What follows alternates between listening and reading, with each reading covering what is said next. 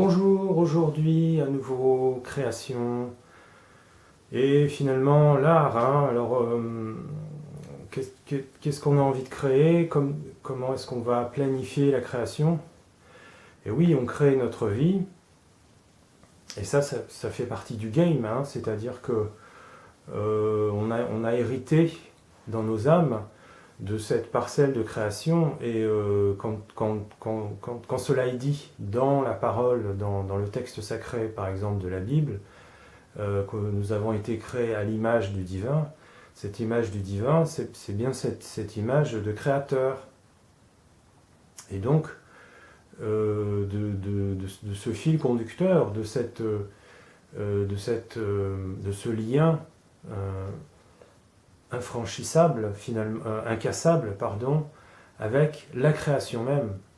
Et donc, quand vous choisissez de vivre ce lien créatif, ben nécessairement on se dirige vers une vie d'artiste, plutôt une vie d'écrivain, une vie de musicien, hein, une vie qui va aller chercher dans l'inspiration cette vibration et cette pulsion, cette vague, ces vagues de créativité, d'inspiration, et finalement d'amener dans cette dimension ce dont je parlais dans ma vidéo précédente, à savoir tout ce qui nous vient de l'intériorité. Donc la création, l'art et la création, l'art de créer sa vie, évidemment, aujourd'hui s'individualise.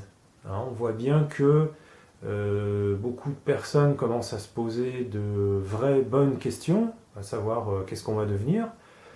Et finalement, tout ça est un jeu, hein, c'est un aiguillon, l'aiguillon de la réalité, qui vient quelque part piquer un petit peu l'âme de chacun, parce qu'on voit qu'il y a un déséquilibre qui se voit de plus en plus.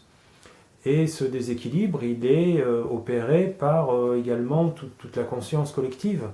Hein, bien sûr, il y a une petite communauté et des réseaux de gens qui cherchent et qui obtiennent le pouvoir, temporairement, des pouvoirs matériels, des pouvoirs, on va dire, psychologiques, des pouvoirs spirituels également, puisqu'on ne domine pas comme ça des masses et des collectifs, sans avoir certaines clés, sans posséder certaines clés.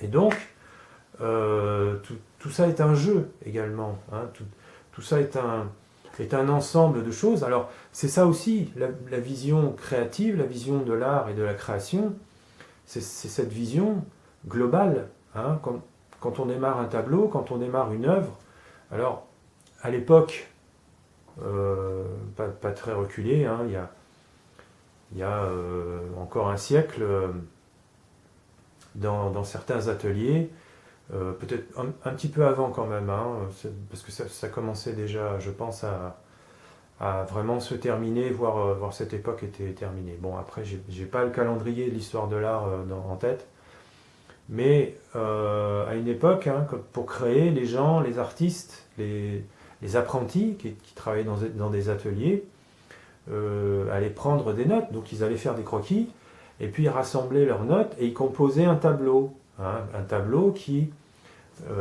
était soit une allégorie, donc qui représentait une idée, une pensée, une philosophie, quelque chose, et tout ça mélangé, hein. Il y avait de la philosophie, il y avait de la spiritualité, il y avait de la politique, etc. Donc comme ça, on a un certain nombre d'époques qui sont marquées dans les œuvres d'art. Et ça, on peut très bien aller le chercher. Donc il faut aussi du temps et de la passion, forcément, puisque c'est de la recherche et de l'énergie. Donc, si vous voulez, pour revenir au sujet de l'art et de la création, donc nous sommes collectivement, nous créons une réalité, et il faut savoir que dans cette réalité, nous on a l'impression qu'il y a des manques, qu'il y a plein d'erreurs, effectivement, puisqu'on voit ce déséquilibre, on voit toutes ces choses qui ont l'air de manquer à ce monde et à cette humanité, mais en vérité, tout ça est un jeu, je reviens sur l'idée du jeu, et une création entre guillemets volontaire, c'est-à-dire que effectivement, quand on touche le fond, hein, on donne une poussée pour remonter. Donc c'est pareil pour nous. Hein. Le problème, c'est jusqu'où va-t-on descendre, hein. C'est une question intéressante et à la fois inquiétante. Mais bon, voilà, il y a plein de gens qui réfléchissent, il y a plein de gens qui ont déjà été chercher des solutions, donc elles existent. Et ma foi, il faut aller les chercher aussi soi-même. Hein. C'est ça aussi le règne de l'individualité, c'est l'individu qui, quelque part, va penser aussi au collectif. Donc il y a toujours ce rayonnement et cette onde finalement permanente, hein, du collectif vers le particulier et inversement. Et donc tous ces individus finalement qui pensent au collectif sont eux-mêmes un collectif. Et voilà, hein, y a toujours une harmonie et une disharmonie, forcément. Et quand on a le sentiment que la disharmonie prend le dessus, mais ma foi, c'est mieux reculer pour sauter, à savoir que l'harmonie reprendra de toute façon à un moment donné ses droits, à moins qu'on soit totalement en dessous du dessous, on verra bien, hein, ça fait partie de l'aventure humaine, et il y a plein de civilisations qui ont périclité, et qui ont laissé la place à d'autres. Donc, la création collective, dans laquelle il n'y a au final que des solutions aux problèmes. Hein. Dès qu'il y a un problème, un déséquilibre, simultanément, la conscience cosmique, l'horlogerie cosmique, va créer une solution. Il y a une solution pour rééquilibrer. Hein. Ça fait partie de cette intelligence cosmique, hein, qui a été déjà maintes fois exposée et on va dire documentée par des scientifiques, des philosophes, etc., des historiens. Donc un peu tout ça, hein, c'est pas des cases. Hein, quand on devient un chercheur finalement dans la vie, on a un peu toutes ces étiquettes. Et bon, voilà, notre civilisation exige d'avoir des dénominations pour parler des choses. Donc voilà un petit peu aussi ce que je pratique, à savoir partir toujours du point de vue de l'artiste. Et ma foi, c'est assez passionnant. Bon, c'est un peu compliqué, hein, j'en ai déjà parlé dans d'autres vidéos, je ne suis pas le seul. On m'a fait la réflexion, oui, mais tu te victimises. Oui et non, je parle de ma situation d'artiste en difficulté, d'artiste en précarité. Mais voilà, je m'en plains pas dans toutes mes vidéos et j'en fais pas une guerre en particulier. Mais de toute façon, dans cette vie, on est en lutte. Hein, la vie est une lutte. Et alors il y a ce thème et cette mythologie qui est assez juste, hein, de l'éveil, de l'éveillé. Bon, on est tous en chemin, hein. Il n'y a pas d'histoire. Hein. Soit on avance, soit on recule, hein. Soit on évolue, soit on régresse. La régression, c'est douloureux. Hein. On peut faire des choses qui nous font régresser, notamment faire des excès de produits. Ça m'est arrivé. Et donc là, on régresse. Hein. C'est-à-dire qu'on abîme son âme, on abîme ses corps énergétiques. Ben, c'est comme tout ici-bas, hein, tout se règle karmiquement. Voilà, donc pour revenir au sujet du collectif et de la création, et du temps actuel, hein, le temps du Kali Yuga, comme j'en ai parlé dans la dernière vidéo, hein, ce terme qui nous vient de l'hindouisme qui idolâtre, qui aime Krishna, puisqu'on peut aimer Krishna de plusieurs manières. Hein, c'est inscrit dans la Bhagavad Gita et dans le Srimad Bhagavatam, dont je vous ai parlé la dernière fois. Donc moi, je ne suis pas hindouiste, hein, particulièrement. J'ai une culture judéo-chrétienne, bien que je n'ai jamais été j'ai pas une éducation religieuse. Donc tout ça s'est fait après. Et en tout cas, moi, ça me passionne. Donc, voilà, nous sommes une civilisation et nous créons notre destin, nous créons notre présent sur le terreau du passé. Et si vous remarquez, on ne nous parle jamais de l'avenir, hein, on nous parle toujours de ce qu'il y a juste là dans le présent, et c'est toujours de l'information anxiogène finalement. Mais on ne nous parle jamais d'un futur lointain. Pourquoi? Parce que ce futur lointain, il est fait de catastrophes, hein, ça c'est prévu par l'élite, et parce que pour eux, il n'y a pas question qu'ils s'arrêtent de pédaler dans le sens où ils pédalent, donc il n'y a pas d'alternative, hein, c'est comme ça, c'est tout. Mais par contre, ils ne parlent pas du projet, de la ligne principale qu'ils suivent, à savoir l'instauration de l'intelligence artificielle. Ça, c'est vraiment leur souci majeur, c'est-à-dire que on voit bien que les gens aujourd'hui commencent à s'inquiéter de plus en plus, hein, il y a des mouvements de foule. Alors gilets jaunes, gilets verts, gilets rouges, gilets noirs, c'est pas la question.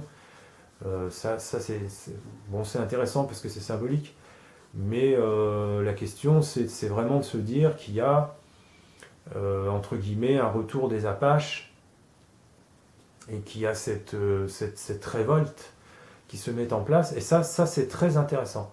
C'est très intéressant, ce n'est pas fini, et ça sème des graines. Et ça ne peut que s'élargir, hein. Moi j'ai déjà parlé de la révolution. La révolte sera sporadique ou ne sera pas, hein. Il n'y aura pas une révolte massive, en tout cas pas en Occident, parce que c'est trop divisé. Et donc il y a tous ces étages de la population qui prennent aussi les coups du chaos systémique, hein. Le chaos systémique, c'est le chaos, c'est le système des dominos, hein, les dominos qui chutent et qui tapent contre les autres dominos. Et donc, bien entendu, comme toutes les parties de notre société, de notre civilisation sont imbriquées, quand une est impactée, toutes les autres le sont aussi, hein, puisque tout ça est lié par la finance, le commerce, et finalement la structuration, donc finalement le système, et donc le chaos systémique touche toutes les parties, même si quelque part on va manipuler la façon dont est retransmise l'information, et au final cet air très dégagé et méprisant que prend notre président est un peu en train de se marrer. Et personnellement, je pense qu'il rit jaune, c'est-à-dire que M. Macron, il est arrivé pas au bout de sa réussite, mais quand même, il est arrivé très jeune au poste de fonctionnaire, hein. Donc aujourd'hui, c'est mis en avant, hein, comme si c'était le Graal, hein, comme si c'était le sésame ultime. Bon, voilà, c'est un point de vue. Et à la fois, c'est très attaqué, hein. Donc on voit que tout ça agace dans les deux sens. Donc c'est un jeu duel finalement, hein. On parle souvent de ça, de cette dualité. Bon, on peut l'observer, hein, mais bon, c'est vrai que voilà, c'est un théâtre de la dualité. Donc ça aussi, ça fait partie de la création, hein, cette dualité, de ces strates sociales finalement qui se miroitent quelque part, hein, puisque on voit qu'il y a un jalousement du pouvoir, un désir d'harmonie, des déséquilibres et des accusations de part et d'autre de semer le chaos, et tout ça est assez fou, hein. C'est presque hollywoodien, c'est pour ne pas dire shakespearien. Donc ça c'était le petit point culture. Donc voilà, hein, on crée collectivement, et on ne peut pas passer à travers cette création collective et à la fois individuelle, hein. On reçoit les ondes et les actes et les événements de la création collective, on les reçoit chacun, et on va les refléter, les rayonner dans notre vie de tous les jours, à un moment ou à un autre. Hein. On va être impacté de toute façon. Tout ça, c'est pour ça qu'on appelle, ça le chaos aussi. Hein. C'est-à-dire que tout va de plus en plus vite et tout est de plus en plus finalement brusque. Hein, brusque et s'entrechoque. Hein. Il y a des entrechoquements. Alors forcément, les égos s'entrechoquent. Et nous avons tous un ego. Hein. Si on est incarné ici-bas, on a un ego, on a une identité sociale, des lignées et des choses à régler avec l'horloge cosmique. Hein. C'est l'horloge cosmique qui nous impose cette loi, une de ces lois divines, la loi divine majeure du karma, qui est quelque part aussi divulguée dans la religion chrétienne par l'intermédiaire du péché et du pardon. Le péché, c'est une erreur, hein. C'est une erreur qu'on commet envers l'horlogerie cosmique, et donc du karma qu'on accumule, donc des choses à régler avec l'horlogerie cosmique. Et donc ce fameux pardon christique, c'est le rééquilibrage de ces erreurs, finalement, karmiques, donc envers l'horlogerie cosmique, envers la vie, finalement. Hein. La vie a des lois, la vie a été instaurée par des lois, hein. C'est aussi inscrit dans la Bible, au tout début, hein, dans la Genèse, où on a la création en un certain nombre de jours. Bon, je ne vais pas rentrer dans le détail, je ferai ça dans d'autres vidéos. Mais voilà, c'était une approche un peu nébuleuse, et à la fois aussi un fil conducteur sur la création du collectif, de l'individuel, et finalement la création artistique. Voilà, j'espère que ça vous a plu, je vous en remercie, et je vous dis à très bientôt. Au revoir.